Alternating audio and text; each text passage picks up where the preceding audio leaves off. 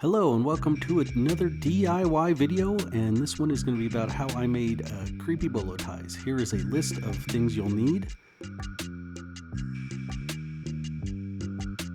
And I'm kind of just speeding up through it. First thing you want to do is you want to pour your 2-part resin. Use a scale, this is what I do anyways.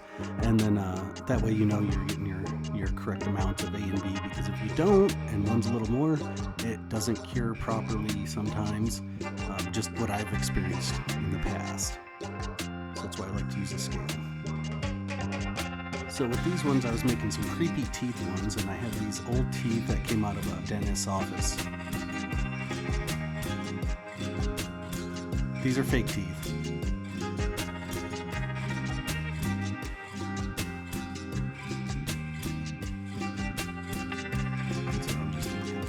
Pull some out after I mixed up.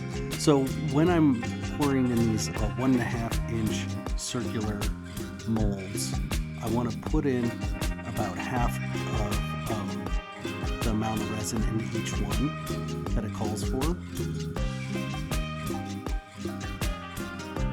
And I do a little bit of lighter on the top just to get out some of the bubbles. I let the resin after I mix the two sit for about 5 minutes. And then I'll place the teeth in, kind of make them how I want. This is up to your disclosure if you want to make these. I would love to see what other people come up with. This is kind of just what I had envisioned in my mind. So after I got the teeth in there, I mixed up a little bit of different color resin with some mica powder and topped off the second half of the mold so that way it comes up to the top level. And I did another color too because I wanted to see what some electric blue ones would look like. I thought they'd come out pretty nice. So after I pour them all in, then I take the lighter again and went over the tops just to get out any bubbles.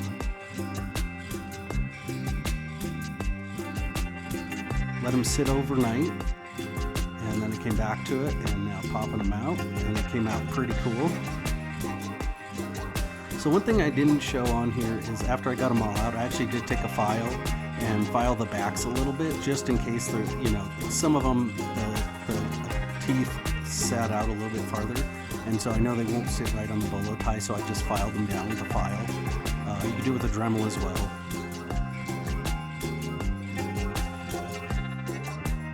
But they came out pretty neat looking. So I marked these in the center for the bolo tie.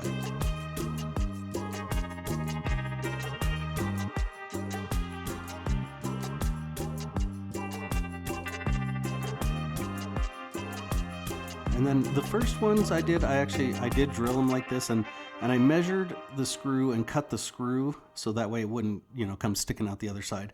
But I found out afterwards that, really if I just used super glue on that it held just as good as a screwed in one. So I did a couple like this with the screws, and I even made a mark on my drill bit you could see with the tape there, so that way I couldn't go in too far. And but I actually like the way the ones that with just straight super glue came out better. Now these held in good. It's a lot more work, With super glue ones, you mark your spot and there's a hole in there, you just bam, and then you're done. So I made these bolo tie strings as well out of paracord. I made these little bone bottoms, and I cast them and drill them out and stuff. And then you just put your string in, and then you can tighten the backs if you need to. If it's real loose, you just squeeze them, crimp them a little bit. It came out pretty cool. I like the way that turned out. I like the blue one. Matches my shirt perfectly. So that's a bonus.